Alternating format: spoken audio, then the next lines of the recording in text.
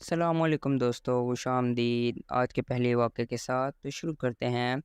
قوم سبا پر اللہ کے عذاب کا واقعہ۔ اہل سرسار کے قوم، جسے قوم سبا بھی کہا جاتا ہے، اللہ تعالیٰ کی بے شمار نعمتوں کے اندر زندگی گزار رہی تھی۔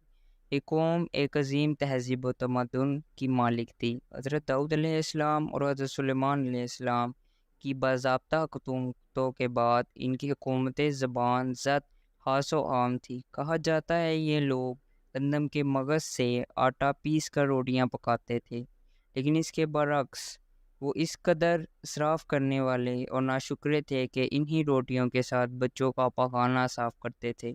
بعض ان آلودہ روٹیوں کو اکٹھا کرنے سے ایک پہاڑ بن گیا تھا۔ پھر ایک سلام شخص وہاں سے گزرتے ہوئے ایک عورت کو دیکھا جو روٹی کے ساتھ بچے کا پکانے کے مقام کو صاف کر رہی تھی۔ اس شخص نے عورت سے کہا، تیرے اوپر افسوس، خدا سے ڈر، کہیں ایسا نہ ہو کہ خدا تیرے اوپر اپنا عذاب ڈھائے اور تجھ سے اپنی نعمت چھین لے۔ اس عورت نے جواب میں مذاق اڑایا اور مغرور آنا انداز میں کہا، جاؤ جاؤ، گویا کہ مجھے بھوک سے ڈرا رہی ہو۔ جب تک سرسار جاری رہے ہے، مجھے بھوک سے کسی قسم کا کوئی خوف نہیں ہے۔ کوئی زیادہ عرصہ نہ گزرنا تھا کہ اللہ تعالیٰ نے ان لوگوں پر اپنا عذاب ڈھایا۔ پانی جو کہ زندگی کی بنیاد ہے، ان لوگوں سے چھین لیا، یہاں تک کہ قحط نازل ہوا۔ بات یہ یہاں تک پہنچ گئی کہ ان کے ذخیرہ کی ہوئی تمام غذا ختم ہو گئی۔ آخرکار وہ مجبور ہو گئے کہ انہیں آلودہ روٹیوں پر ٹوٹ پڑے جو ان لوگوں نے اکٹھے کر کے پہاڑ کی مانند ڈھیر لگا ہوا تھا، بلکہ وہاں سے روٹی لینے کے لیے صاف لگتی تھی تاکہ ہر کوئی وہاں سے اپنے حصے کی روٹیاں لے سکے۔ کفران نعمت، قحط اور ان کے بدحالی کے بارے میں متعدد روایتیں موجود ہیں۔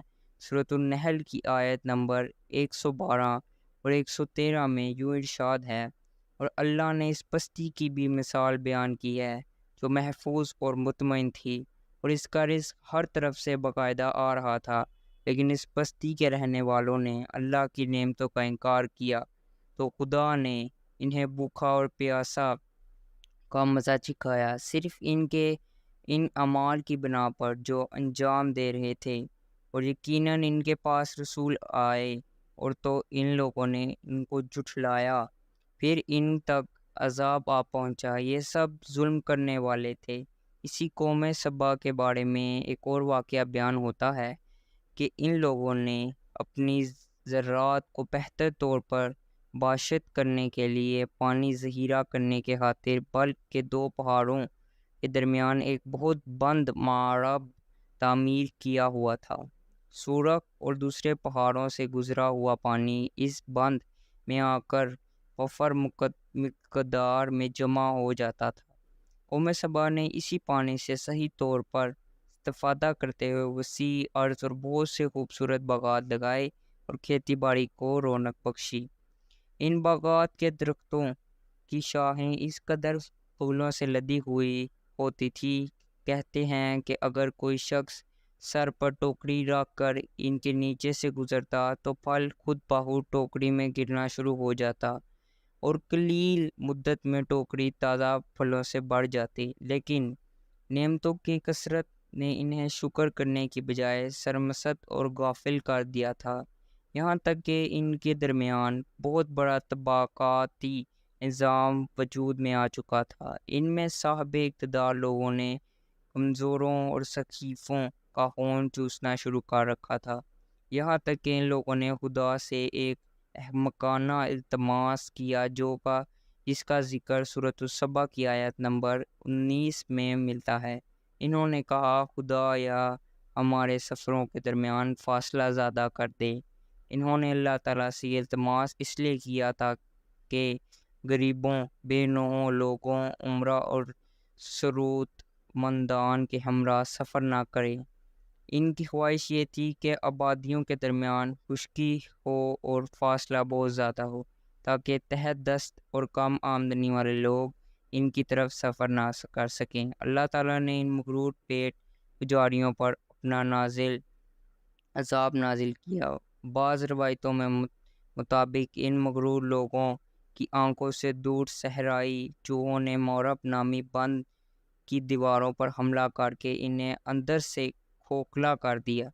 اندر سے بارشیں زیادہ ہوئی جس کی وجہ سے سیلاب آ گیا اور اس بند میں پانی بہت زیادہ اکٹھا ہو گیا۔ اچانک بند کی دیوار ٹوٹی اور اس سے ایک بہت بڑا سیلاب آ گیا جس میں تمام دیہات، آبادیاں، مال مویشی، باغات، کھیتیں، ان کے محل اور گھر پانی میں غرق ہو کر نابود ہو گئے۔ ان کے باغات اور زراعت میں سے صرف بیری کے درخت، کچھ جھاڑیاں بیچی تھی۔ خواہش الہان پرندے وہاں سے کوچ کر گئے تھے جبکہ الوا اور کووا نے قوم سبا کے گندک رات میں اپنے گھونسلے بنا لیے تھے۔ اس بات کا ذکر سورۃ السبا کی آیت نمبر 1516 میں ملتا ہے اور آخر میں سورۃ السبا کی آیات نمبر 17 میں قرآن کریم میں اس واقعے کا یوں نتیجہ نکلا ہے کہ ہم نے ان کی ناشکری کی سزا دی ہے اور ہم ناشکروں کے علاوہ کسی کو سزا نہیں دیتے۔